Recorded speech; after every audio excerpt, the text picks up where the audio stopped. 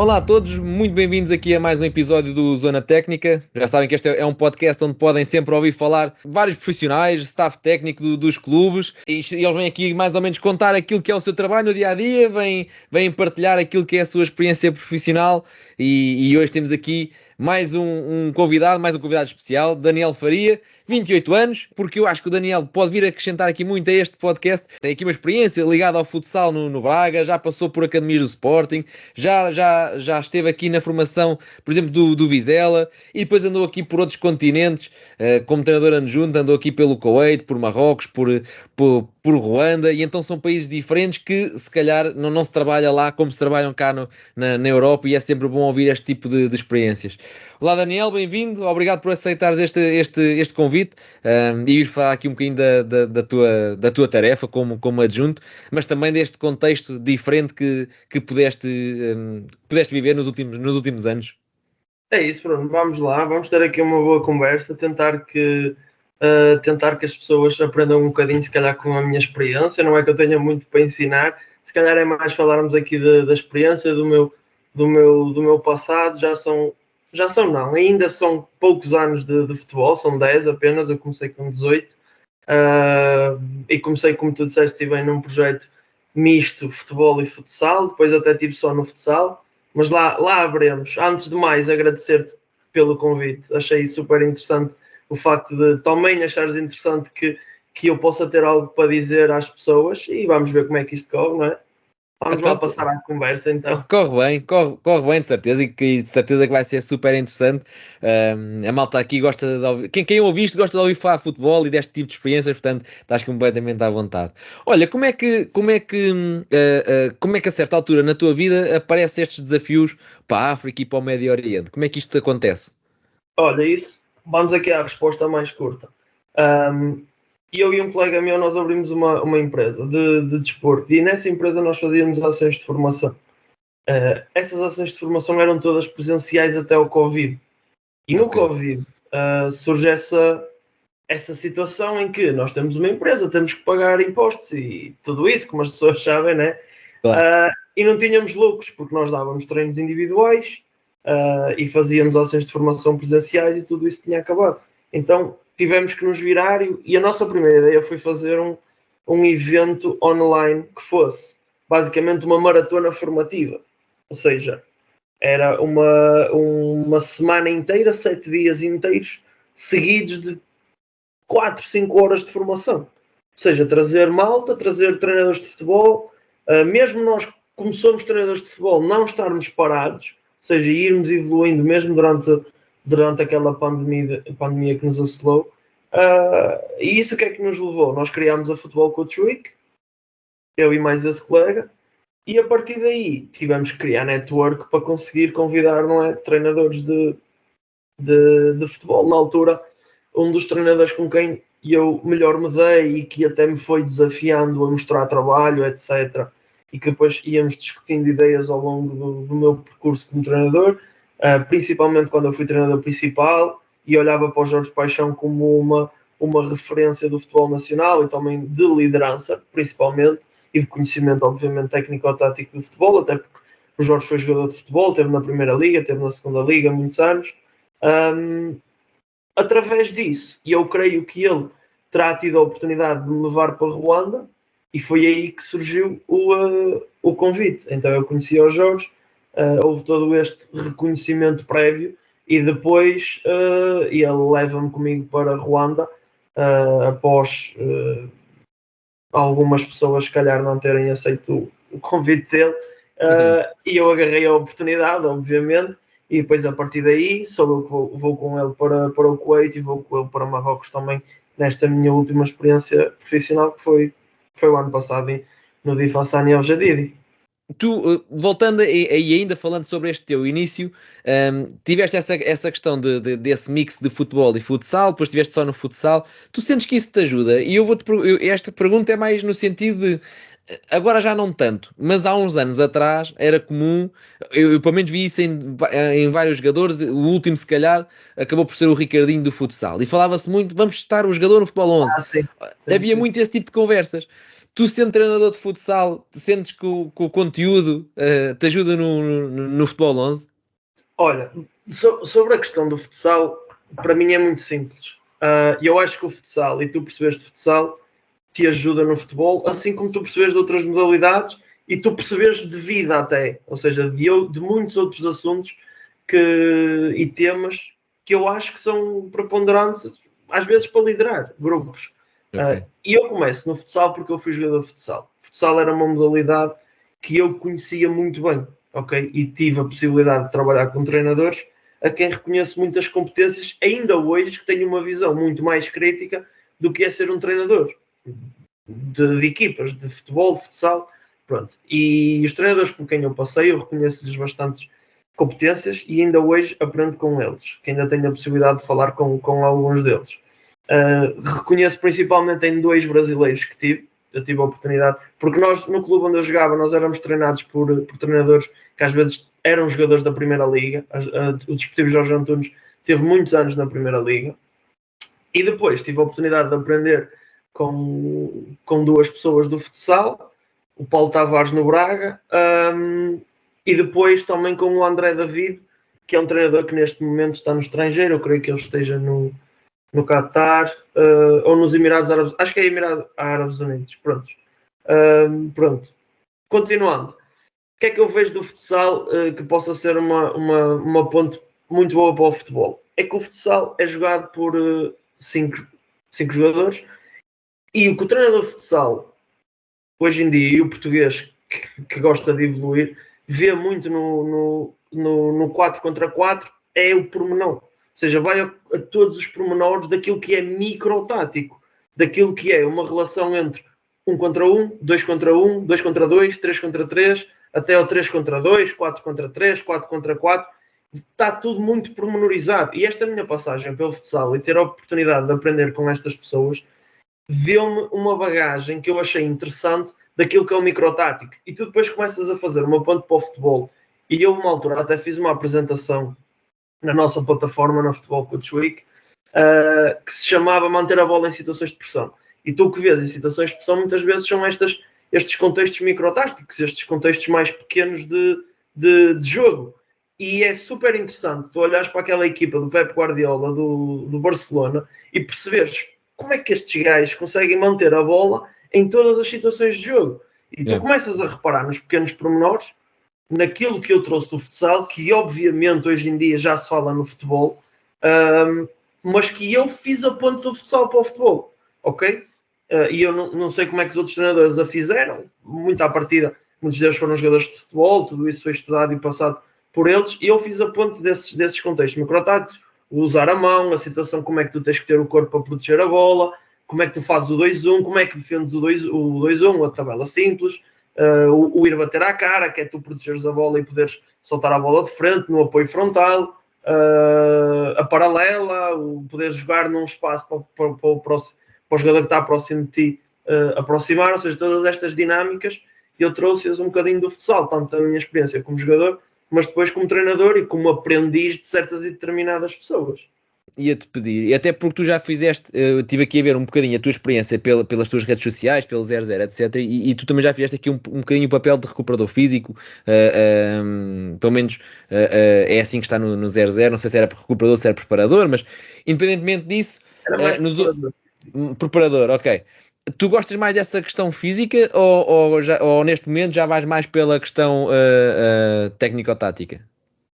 Não, eu sem dúvida que prefiro mais a questão técnico-tática. Isto surge desde há muito tempo atrás.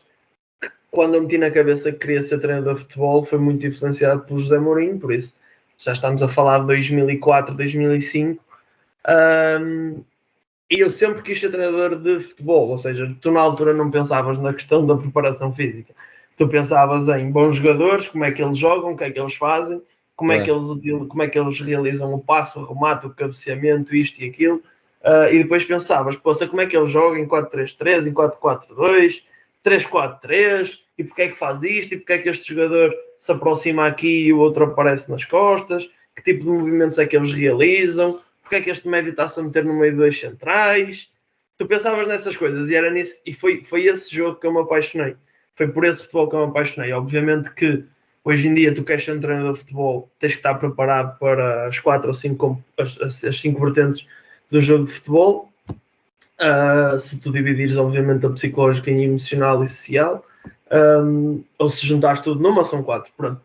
Mas, sem dúvida que aquela que mais mexe comigo é a técnica e a tática, emocional e social também. Depois a preparação física, atribuo-lhe bastante valor, igual às outras, porque, aliás, e agora indo para o tema assim completamente diferente, Força. eu acho que aquilo que realmente distingue um treinador é o conhecimento destas 4 vertentes, mas depois o que distingue é a liderança que tu tens perante as pessoas e perante, hoje em dia, os diferentes departamentos que existem dentro de uma grande estrutura. Acho que isso é que depois vai diferenciar os treinadores, ou seja, como é que tu colocas o teu conhecimento e a tua prática e experiência no dia a dia, ou seja, no trabalho que tu tens diariamente com todas as pessoas que te envolvem. Acho que o segredo entre aspas, não é? Mas acho que esse segredo, essa receita do sucesso está mais por aí. Para te responder à pergunta, sim, eu prefiro a parte técnico-tática, a parte da preparação física é algo que sinto que tenho que melhorar muito mesmo. Foi uma experiência que tive no Lanque Verdense, foi nesse sentido.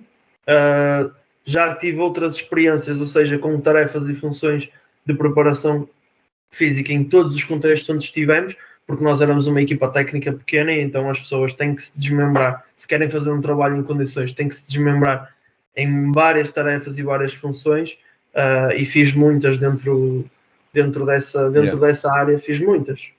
Sim, e como é que, então, já que é a área que tu gostas, como é que tu defines aqui o papel de um treinador adjunto? Ou melhor, qual é que é a tua visão sobre o papel do treinador adjunto, que é aquilo que tu tens feito agora ultimamente? Assim, hoje em dia, numa equipa técnica que é composta por um treinador, todos são treinadores adjuntos, não é? Porque eu acho que, tal como eu te disse, um treinador de futebol, não estou a falar até de treinador principal, mas obviamente o treinador principal mais do que os outros, mas um treinador de futebol tem que perceber um bocadinho de tudo para poder opinar, para poder dar um feedback de melhoria para o trabalho do dia a dia da equipa, para ver o jogo e perceber o que é necessário. Ou seja, é preciso ter aqui um bom conhecimento de todas as áreas. E pronto, e como te disse, depois disto vai depender sempre, Bruno, daquilo que é a realidade e o contexto onde estamos inseridos, porque, como eu te disse, nos últimos contextos onde eu estive inserido, nós tínhamos que fazer tudo um pouco. Ou seja, eu tinha que ser preparador, eu em Ruanda tinha que ser preparador físico e analista. Ou seja, como adjunto, eu tinha que ser responsável pela preparação física e pela análise, tanto do adversário como a análise própria. Ok? Depois, no Kuwait, já tivemos a oportunidade de levar connosco um preparador físico. Ou seja, eu já só estava encarregue muitas vezes daquilo que era metodologia de treino, e depois da análise também do adversário e da análise própria. Depois, em Marrocos, já tínhamos uma equipa técnica mais alargada, com pessoas mais específicas na sua área, e eu já tinha um preparador físico, e nós, como éramos 2 adjuntos, eu já só ficava com a análise da equipa, e o outro treinador adjunto já ficava com a análise do adversário. Pronto, e era assim que dividíamos as tarefas. Ok. Isso é interessante porque tu estás em Portugal e tiveste em alguns clubes, lá já, tipo, falaste no Vila Verdense, no Lanque, tiveste no Vizela, etc. E Portugal é um país muito conhecido pela qualidade que tem na formação. Claro que se formos aos clubes das aldeias e das terrinhas fazem o que podem, né? Mas tu tiveste em clubes que já têm alguma qualidade a nível de formação. Como é que é trabalhar ou treinar nestas realidades tão distintas, como um dia estás em Portugal e há boas condições e depois vais parar a Ruanda ou sei lá, ou ao Kuwait, em que o futebol se calhar ou está a aparecer ou ainda se está a desenvolver. Como é que foi lidar com essa diferença de realidades? Vamos pôr isto, se calhar, em 4 patamares diferentes, não é? Que são aqueles que eu conheço, e por conhecer esses, sei que há muitos semelhantes à volta que são muito parecidos. Vá. Portanto, Portugal em relação a Ruanda, eu diria que, e nós tivemos a oportunidade de conhecer muita coisa nesses países, porque o Jorge é uma pessoa que gosta muito de fazer trabalho com crianças. Pronto, principalmente em Ruanda, fizemos-lo bastante. Então, deu-nos a possibilidade de conhecer algumas crianças, nós visitámos algumas academias de futebol, inclusive numa academia de futebol nós contratámos um jogador que neste momento está na seleção sub-20 do país, e isso é super interessante, porque em relação a Ruanda eu tenho uma opinião que é quase uma estimativa, uma conta matemática que fui eu a fazê-la, mas é só para que as pessoas tenham ideia. Por exemplo, em 10 miúdos de rua, não é? Porque eles basicamente são de rua, o 8 tem talento para jogar futebol. Ok? Aqui em Portugal, de 10, se calhar 5 ou menos, isso agora depois nós podíamos debater isso aí, completamente aberto à opinião de outras pessoas, mas aqui depois tu pegas em jogadores medianos, sem muito talento, mas têm todas as infraestruturas e malta super competente, como nós somos malta competente, treinadores, adjuntos, que se apanha durante a formação e que realmente transforma esses jogadores em jogadores com qualidade, sejam eles para que contextos for. Obviamente que depois o contexto do país também ajuda, não é? Porque há famílias e famílias, mas aqui há mais famílias onde tu te podes dar ao luxo de arriscar um pouco mais uma carreira como jogador de futebol do que em Ruanda, que tens que fazer dinheiro tipo ontem para sobreviver, ou tens que ir para o campo para plantar a tua própria comida, não é? Ou seja, por exemplo, já agora, desculpa estar a interromper, mas por exemplo, estás aí a falar, a dizer que existe talento para ser trabalhado e até que existem infraestruturas. Pá, eu nunca estive lá. Em Portugal? Em Portugal, sim. Sim, e em Ruanda também consegues fazer essa detecção de talento em mais quantidade. Em mais quantidade, exatamente, é isso mesmo. Qual é que é a tua justificação para depois, por exemplo, na nossa liga vem jogadores de Moçambique, vem de Cabo Verde, vem, sei lá, de Angola e de Ruanda, por exemplo, não há ou há muito pouco. Porquê é que não há exportação? É mais fácil de lá buscar, ou seja, em relação a Portugal, a esses países é muito mais fácil de lá buscar, são países de língua portuguesa, eu creio que existam também facilidades naquilo que é a entrada em Portugal, do que, por exemplo, ir a Ruanda, porque... E depois há outra coisa, porque, por exemplo, eu trabalhei no contexto de Vizela e no Sub-19, e nós tínhamos jogadores de países da África, tivemos da Nigéria, tivemos do Ghana, eu não sei dizer, acho que foi Nigéria e Ghana, mas pronto, vamos ficar Nigéria e Ghana. Nigéria e Ghana são dois países com muito mais cultura de futebol do que Ruanda, aos olhos de Portugal. Ok? Aos olhos de Portugal, Ruanda não tem futebol, basicamente. Para ser curto e grosso, é mesmo assim. Ou seja, tudo isto é torna muito mais difícil a aposta de um clube português num jogador de Ruanda, até porque trazer jogadores de Ruanda de idades de qualquer idade é impossível. Depois, chegando aos 18, como eu te disse, no percurso deles de formação, torna-se muito mais difícil eles serem jogadores com qualidade para contextos profissionais em Portugal do que se calhar se tu pegasses num miúdo de Ruanda aos 6, 7, 8 anos, trouxesses para Portugal e trabalhasses de igual forma como trabalhas aqui em Portugal. Aí acredito que iríamos ter...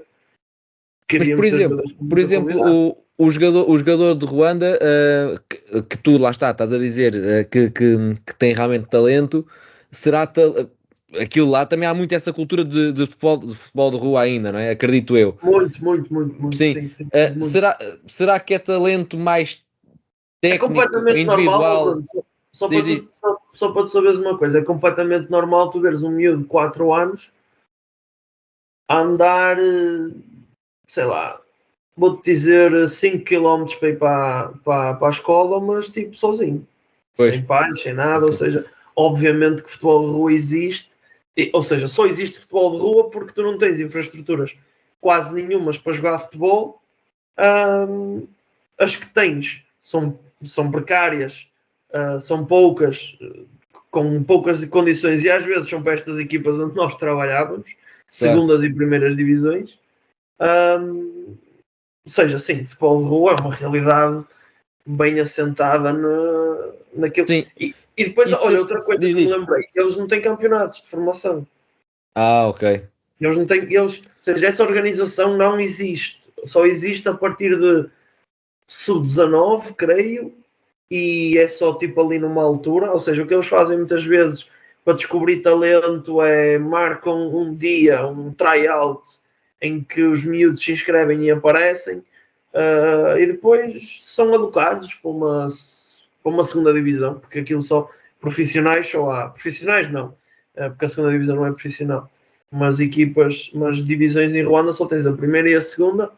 Pronto, e depois existem academias, obviamente, onde os miúdos, mas nem todos conseguem jogar lá nas academias, uh, em que são organizadas dessa forma e que o futebol das academias é de rua, ou seja, tem 2 ou 3 bolas no máximo, um jogo de cones e está uma equipa a jogar, estão 11 contra 11 e o resto está de fora a fazer o meinho, porque não Mas, há bola. mas isso vai bater com a pergunta que eu te queria fazer, que é, se calhar há muito talento a nível de qualidade técnica individual, mas depois qualidade de entendimento do jogo, qualidade tática, acaba por ficar em déficit. Exatamente, ou seja, fazendo a ponto com aquilo que eu estava a dizer, que é, tu, no teu processo formativo, quando chega àquela idade de tu teres que começar a trabalhar mais na tua preparação física, começares a trabalhar mais nas tuas competências de conhecimento de jogo, táticas, tu não tens essa escola em Ruanda, para que tu Pois, possas evoluir nesse sentido. Agora, eu diria o quê? Fisicamente eles estão preparados para jogar em Portugal. Eu senti isso. E depois, tecnicamente, também. Conhecimento de jogo é baixo. É baixo e é aí que está a grande diferença quando nós chegamos a Ruanda. Na implementação de regras, de rigor, de ambição, de traçar objetivos bem delineados do que é que queríamos, e de tentar organizar o clube, e depois, obviamente, que era o mais importante para vencermos ao fim de semana, conhecimento tático, sem dúvida. pois, pois. Sim, acaba por ser perceptível se realmente não há escalões de formação, digamos assim, acaba por ser perceptível que isso se perca pelo caminho. Vocês, Exatamente. vocês chegaram lá, começaram a querer implementar isso que estás a relatar. Vocês conseguem ver, por exemplo, ao fim de uma época, conseguem ver diferenças palpáveis? Tipo, olha, chegamos, eles estavam neste estado, ao fim do ano de trabalho, estão assim. Ou, É ou, engraçado que tu. ou é curto? Não, é engraçado que tu, ao final de um mês, tu já consegues ver situações bastante distintas daquilo que tu, quando chegas, tu Pois. vês. Eu digo-te um mês, se calhar posso estar a ser, pode ser demasiado curto, mas 2 meses no máximo. Mas é engraçado porque tu começas a trabalhar determinadas coisas, o subir a linha, começas a trabalhar a questão dos apoios para estarem sempre orientados para o caso de teres que retirar a profundidade, todas as dinâmicas que tu vais trabalhando, os posicionamentos, porque o jogo é muito caótico em África. Uh, e nós tivemos que nos adaptar, obviamente, um bocadinho ao contexto, e tu percebes que depois de talvez 2 ou 3 situações em que tu tentas implementar certa e determinada situação que tu não o vais conseguir, e às vezes tu consegues, por exemplo, vou-te falar de uma linha de 4, tu consegues que um dos centrais perceba que se subir vai estar mais próximo para quando perder a bola, reagir rápido e não ter que descer tanto como teria se tivesse 2 ou 3 metros atrás, como às vezes eles gostam de Yeah, estar, yeah, yeah. para se sentir mais confortáveis na retirada de profundidade. Pronto. Mas não é necessário. Ou seja, não é necessário, não é nesse sentido. Não é Não é suficiente. suficiente. Não é Yeah. suficiente. Ou seja, tens que ter os 3 minimamente, pelo menos 3 minimamente alinhados, idealmente os 4, obviamente. Ou seja, e tu depois apercebes, ok, calma, nós vamos continuar a insistir e a levar com a bola nas costas, ou vamos nos adaptar aqui um bocadinho. Então, se calhar, já usas a referência do meio campo e já os deixas minimamente mais confortáveis, mas também já vais de encontro àquilo que tu queres. Eu estou-te a dar um exemplo tático, mas há exemplos de muitas coisas em que tu queres que sejam feitas à tua forma, mas que tu vais-te adaptando um bocadinho ao contexto, percebes? Sim, e, e, e no Kuwait é muito diferente, ou para melhor ou para pior, na tua opinião? No Kuwait é muito diferente. Eu diria que é mesmo o oposto. Porque tu, em Ok, Ruanda, tens paixão ao futebol, muitos deles jogam por dinheiro muito, muito baixo, mas com um sonho, com uma ambição. No Kuwait é o oposto. Ou seja, tu no Kuwait podes ter 3 estrangeiros a jogar, e normalmente são aqueles que te fazem o jogo, que definem completamente o jogo. Podes ter 2 árabes de outros países, ok? Que normalmente também são melhores que os Kuwaitis, e depois o resto é Kuwaiti. E a questão do Kuwait é que o Kuwait é um país onde a moeda é a moeda mais valiosa do mundo. Ou seja, o Kuwaiti, como eles gostam de chamar, puro, é uma pessoa com posses. Então é muito normal tu teres 12 pessoas a treinar numa primeira liga, num contexto de primeira liga ou segunda liga. O que nós conseguimos fazer, e obviamente muito trabalho do Jorge na forma como ele lidera os grupos, foi ter o plantel praticamente sempre a treinar. Ok? Porque nós chegámos a ver treinos de primeira liga em que, em que realmente só tinham 12, 13 jogadores no máximo, porque muitos deles até têm algum talento, alguma propensão para o futebol, mas utilizam quase o futebol como um passatempo. um passatempo, e não só, porque eles têm benefícios do governo se jogarem futebol. Ou seja, Pois, a minha opinião sobre o futebol no Kuwait é basicamente esta: os governos precisam de ter programas de desportivos, e investem em vários desportos, porque eles pagam bem em vários desportos. Nós tínhamos pessoas no Kuwait no futsal, no voleibol, no handball. No entanto, e depois eles colocam regras que são estas regras de só podes ter X estrangeiros. Pronto, o resto é tudo Kuwait. O Kuwait não precisa disto para nada.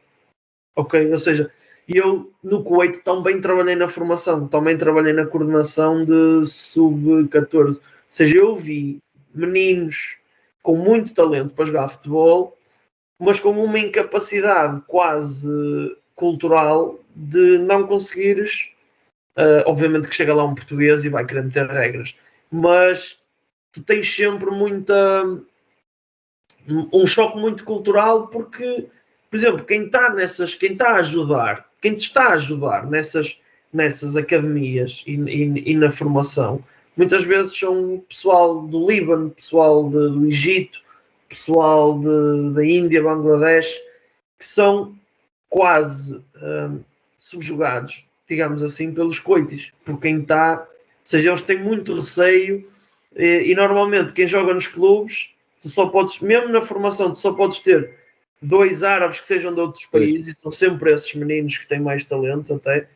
Ou seja, o resto da malta normalmente é filho deste, e porque é filho daquele, e porque isto e Pois, aquilo. pois, pois. Os clubes são poucos. Na segunda liga tu tens 5 clubes, na primeira tens 16, creio. Acho que a diferença é assim bastante elevada. Mas podemos confirmar isso também, para não induzir em erro. E, ou seja, dentro de um país só tens estes clubes, tudo o resto é academia, e nas academias não há competição. Ou seja, só fazes amigáveis, não fazes competição. Mesmo os Sim, estrangeiros, se quiserem jogar futebol, que vivam no Kuwait, tem que ser em academia, não pode ser no clube. ok, ok. Ou seja, o Kuwait é totalmente distinto. Tu disseste uma coisa interessante que é, por exemplo, no Ruanda há paixão pelo jogo, no Kuwait não há tanto. Mas, por exemplo, no Ruanda não há competição de formação, mas no Kuwait já existe. Trabalha-se Já. mais de base. Yeah, isso é interessante. Haver um Isso. trabalho de base, mas não surtir efeito depois nos séniores. Mas exatamente, porque depois ainda há outras questões culturais que acontecem no Kuwait, que é normalmente um Kuwaiti chega à idade de ir para a universidade e sai do país.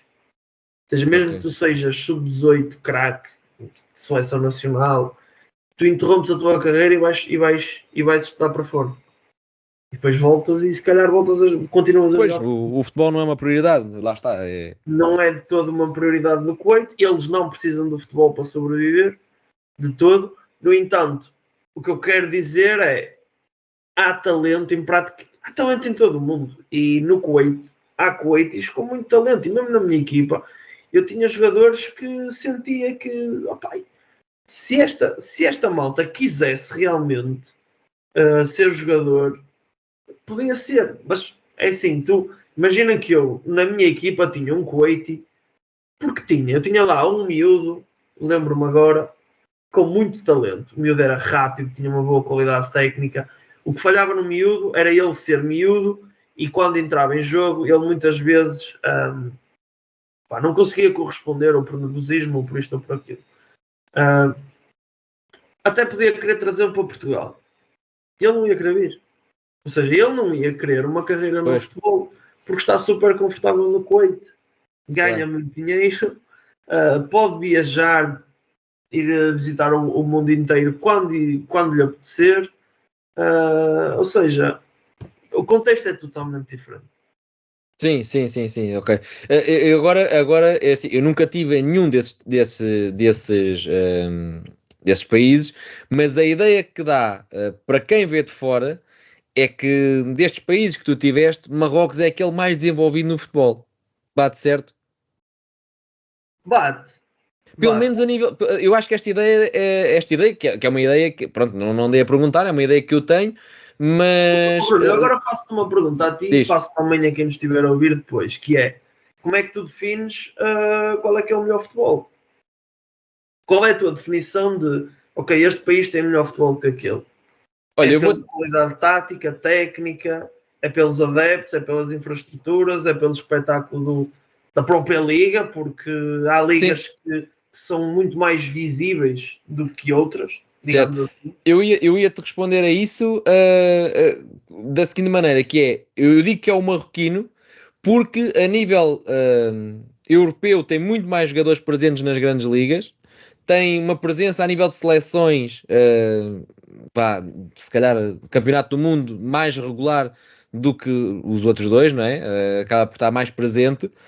E depois são jogadores que, tanto fisicamente como tecnicamente, e depois, se calhar, têm essa componente tática que os permite jogar na Europa, mas também acredito que haja aqui uma questão cultural por estarem muito ligados à questão francesa, etc. E há muitos que passam para lá muito cedo e depois vêm arrebentar mais tarde na Europa. Não sei se estou certo, mas a ideia que eu tenho, ou como eu caracterizava, se tivesse que escolher o melhor futebol destes três, diria que era o marroquino, pela presença europeia que já tem nos clubes europeus, inclusive a Liga dos Campeões, e pela presença da seleção marroquina nas últimas competições de seleções.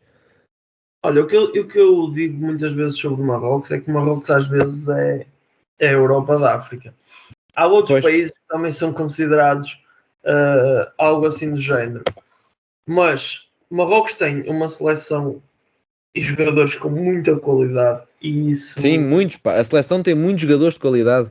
E eu não disse, mas por exemplo, a nível de ambiente de adeptos, os vídeos que correm, por exemplo, do Raja Casablanca, é incrível. É incrível, é incrível. Sobre os adeptos também podemos falar sobre isso. Agora, em relação ao futebol marroquino, e eles têm essa questão da África, ou seja, só quem esteve na África e quem viveu em África é que percebe realmente. Às vezes ir lá de férias não chega, porque só visitamos quase os melhores sítios.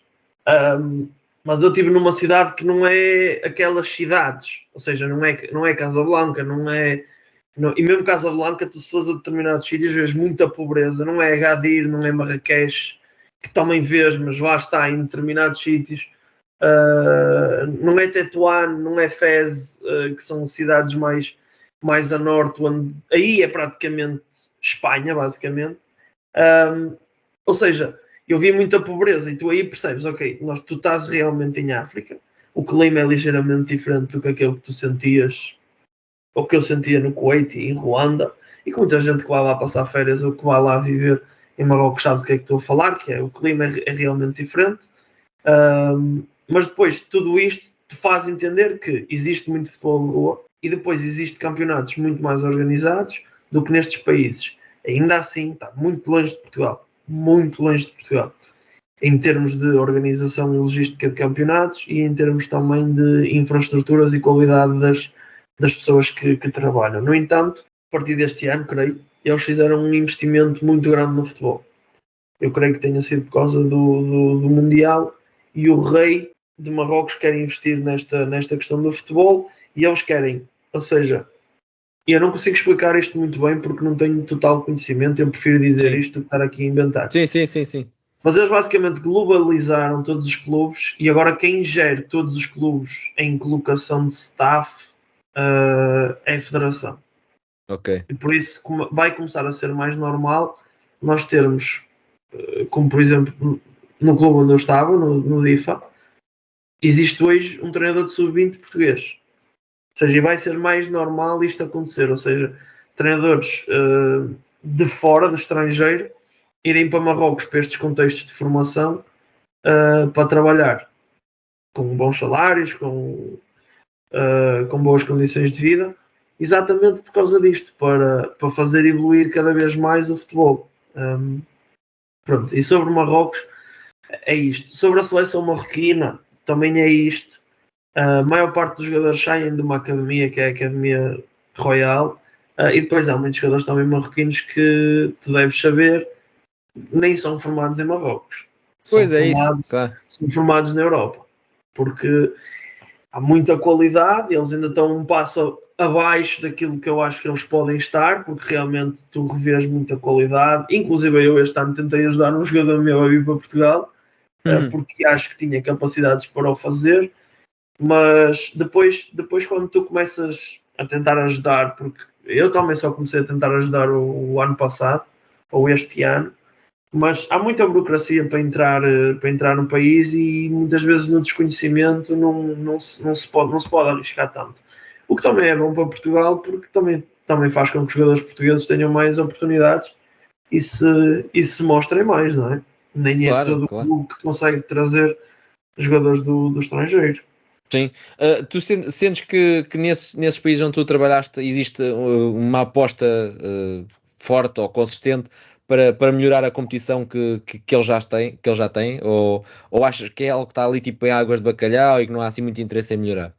Em Marrocos já disseste agora que há essa medida do rei, né? Pronto. Mais recente. É assim, todos eles querem melhorar. Isso é todo, ou seja, o discurso é sempre esse. Em todo Pois, lado que eu já tive, o discurso é sempre queremos melhorar e é por isso que trazemos. Ou seja, mesmo dentro dos clubes, que se calhar é mais fácil para mim falar, o discurso é sempre queremos melhorar isto e aquilo.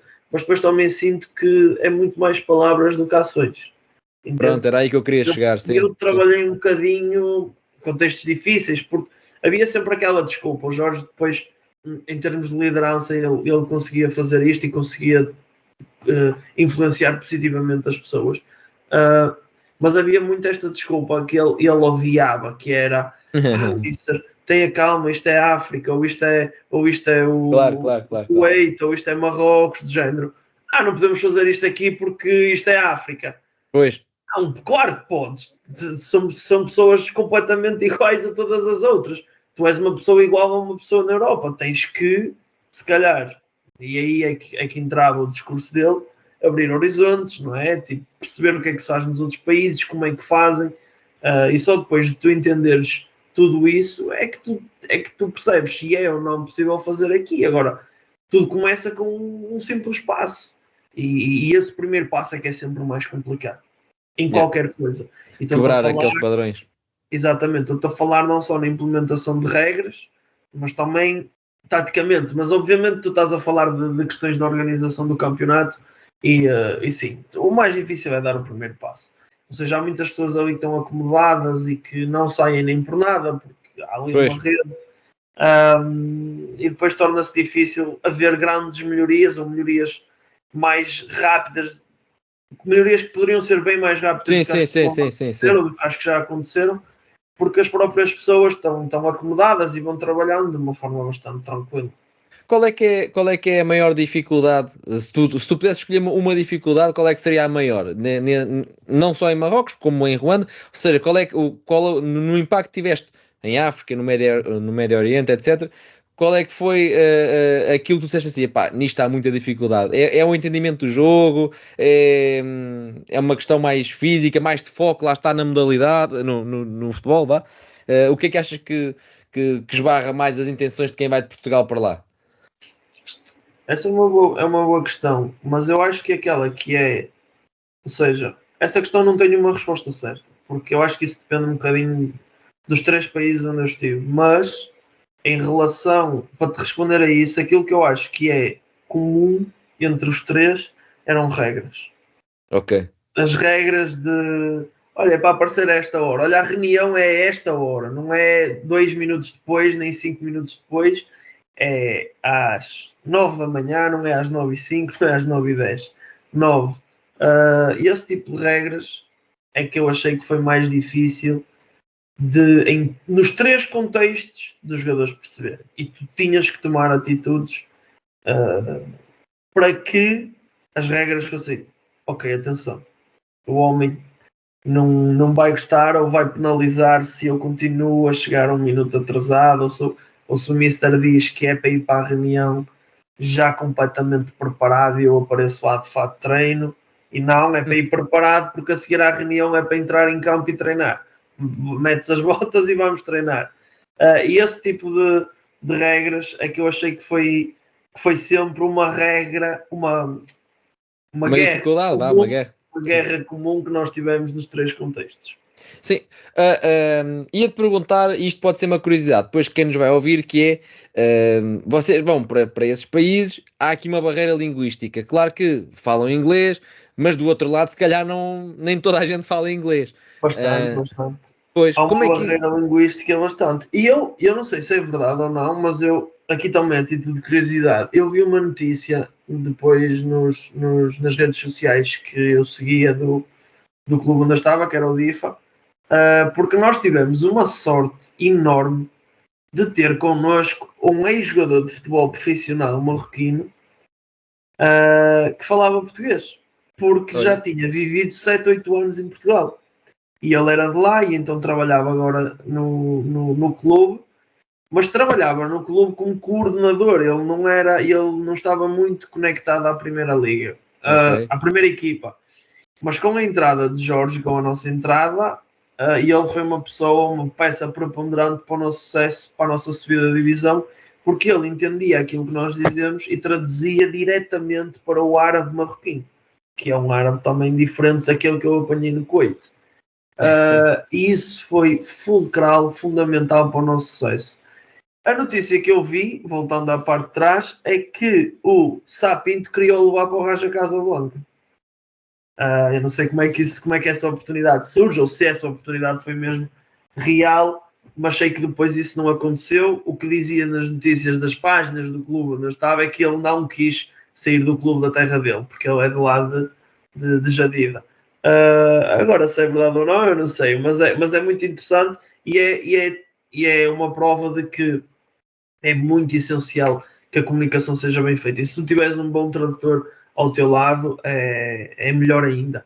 Em Ruanda, há 3 tipos de pessoas.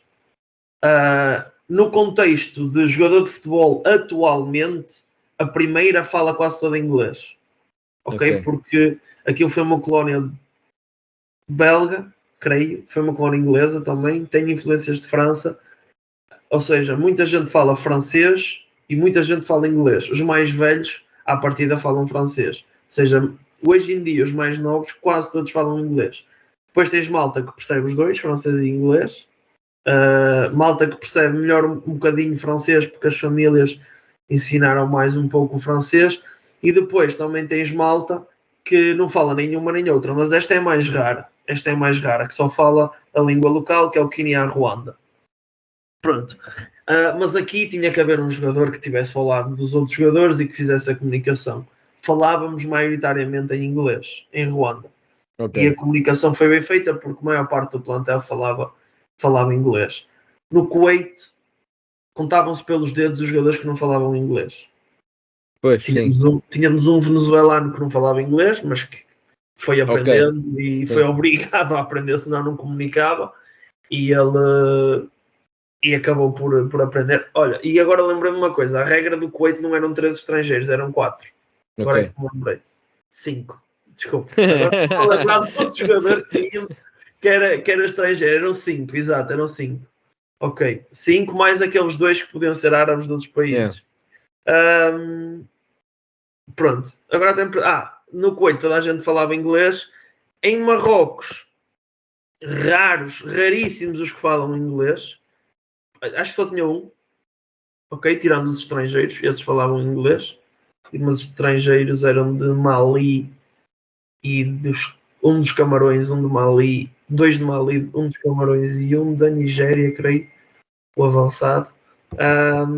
Esses falavam inglês, mas tinhas que falar em francês, tinhas que comunicar em francês, mas mais de metade do plantel, digo-te, se calhar, metade é certo, não falava nenhuma nem outra.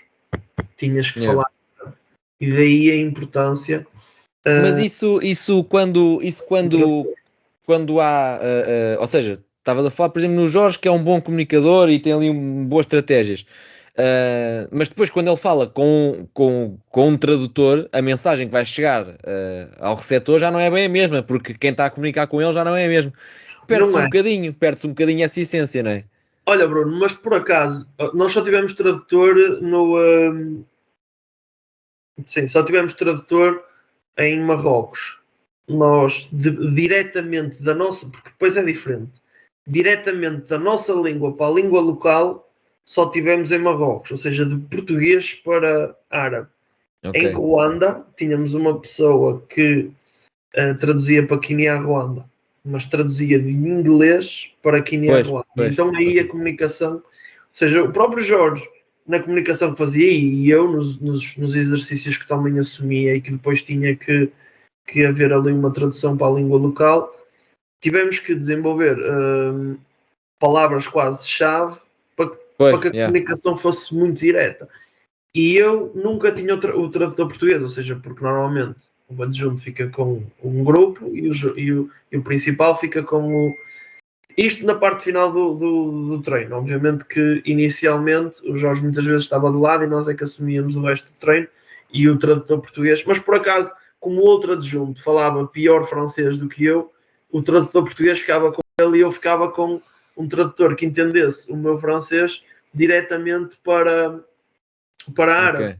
E então, ou seja, falando de mim, da minha experiência, tive que desenvolver primeiro a capacidade de falar francês, que era uma língua que eu não tinha muito conhecimento, e depois focar-me naquilo que era essencial, ou seja, no feedback de explicar a organização, como é que eu explico a organização e a logística destes exercícios, ou seja, arranjar ali 3, 4 palavras que fossem quase comuns a todos os exercícios, ou seja, ou era por ondas, ou era tipo um de cada vez, ou era 3 equipas em que uma fazia de apoio. Ou seja, isto é quase comum a vários exercícios e tu perceberes que, ok, esta e esta palavra vão definir isto e isto, e depois, se queres a 1 ou 2 toques, se queres jogar no meio ou por fora, se queres isto, ou seja,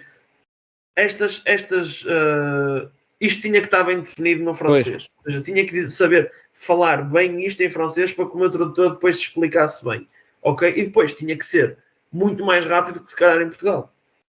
Porque em Portugal tu falas, ou seja, Portugal de português para português, tu falas diretamente para o jogador, tu se tens planeado ali 40 segundos de uma série ou de uma repetição para a outra, tu estás ali 40 segundos e podes falar. E podes te enganar e voltar atrás e voltar a recapitular, pode haver dúvidas.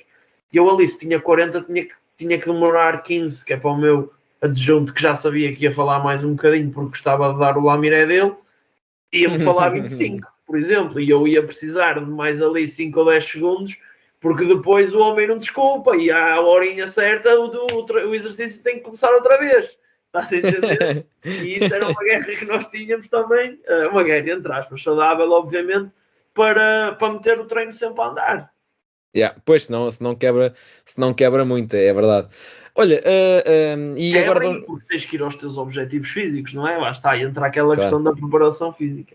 Claro. A densidade do exercício, nós fazíamos sempre esse planeamento para que eles fossem bater, e depois tínhamos, felizmente em Marrocos, tínhamos também o preparador físico que nos ajudava com o controle de GPS a perceber se estes exercícios eram bem adaptados ao dia em que estávamos e aos objetivos que queríamos. Sim, tu já foste falando agora, estamos aqui já mesmo na reta final do episódio, e tu já foste falando aqui um bocadinho sobre como é que o Jorge Paixão liderava as pessoas, e dá para perceber que tu tens essa atenção a esses pormenores da comunicação. Por outro lado, lá está, tu já tiveste uma empresa de formações que passou depois a ser online. Tens ou tinhas esses seminários da Football Coach Week. Sim, É eu já algo. disse. Sim, exatamente. E depois eu tinha a ideia que tu há bocado falaste no passado, mas eu disse, pá, mas eu tinha a ideia que ainda vi isso há uns tempos. Mas a comunicação é algo que tu gostas e que valorizas? Bastante, bastante. Eu acho que a comunicação seja ela verbal ou não verbal, é uma das principais chaves da liderança de um treinador, percebes? Ou seja, a tua linguagem corporal, e eu gosto de falar disto com os jogadores, a linguagem corporal dos jogadores e mesmo do teu próprio líder é super importante, porque, ok, tu podes ser aziado, mas não podes fazer determinadas coisas como jogador, porque tu estás a representar uma instituição, estás a representar um clube, estás a representar um grupo, uma micro-sociedade que é. Obviamente que não vais falar com estas palavras todas assim Claro, para a malta, não é? Mas tu representas ali um grupo de colegas de trabalho, não é? São jogadores que estão no dia a dia.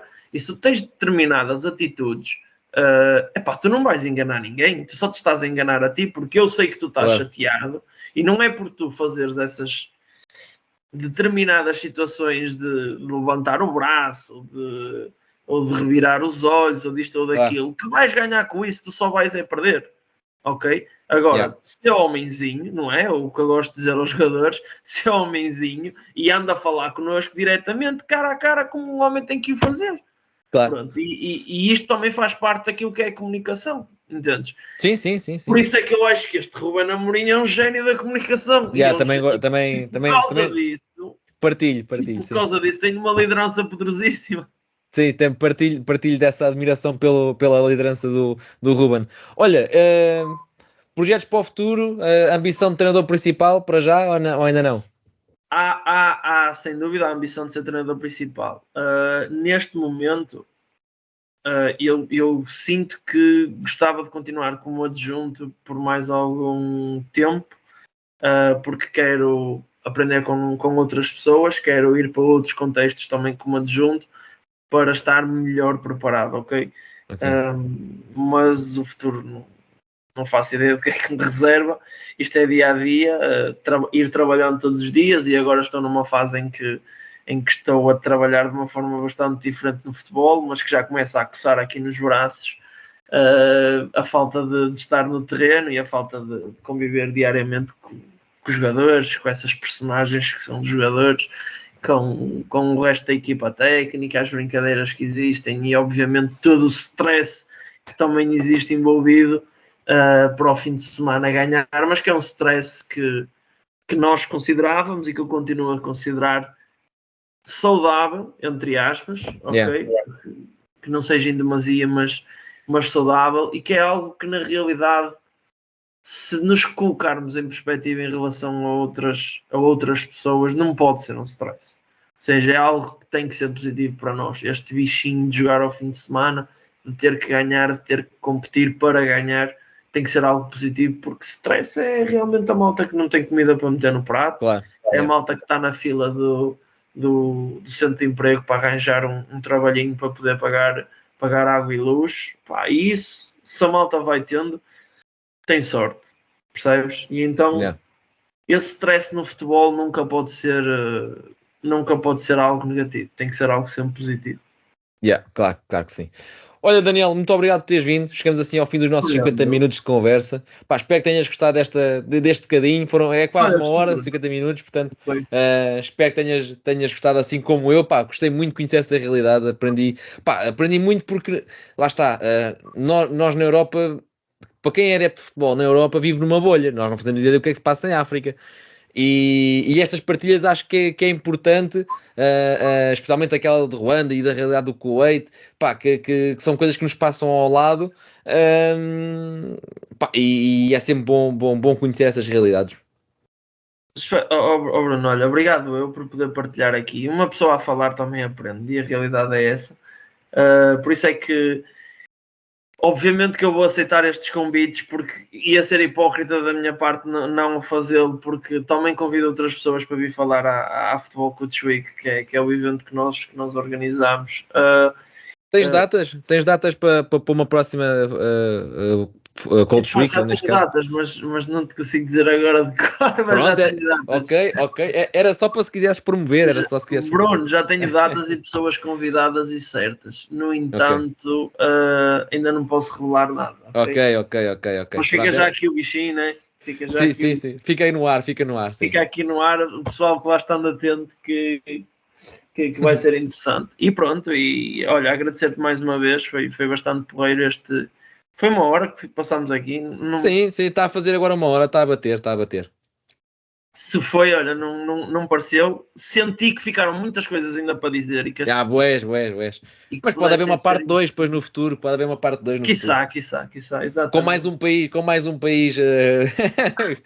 Olha, que esse país fosse Portugal, não é? Não há nada como o nosso país, isso podes ter a certeza. Não há nada como Portugal. Que esse país fosse Portugal, na próxima vez que viesse aqui à zona técnica, que fosse Portugal. Ou não, mas olha, em Portugal é mais difícil de ter pessoas que possam falar para podcasts. Há muitos clubes de Primeira Liga a bloquear os convites. Ok, não é? É mais difícil. Isso a convidar a malta para Sim. É mais difícil. Aqui é mais fechado. É mais fácil falar com portugueses que estão no estrangeiro do que com portugueses que estão cá. Yeah. Sim, mesmo que o clube no estrangeiro proibisse, à partida também não iam saber, não é? Também é um bocado isso. É um Olha, bocado Daniel, obrigado mais uma vez e a todos vocês que vão ver este episódio, já sabem, é só seguir aqui o canal, seguir aqui o Zona Técnica e estamos aí para mais episódios. Até breve.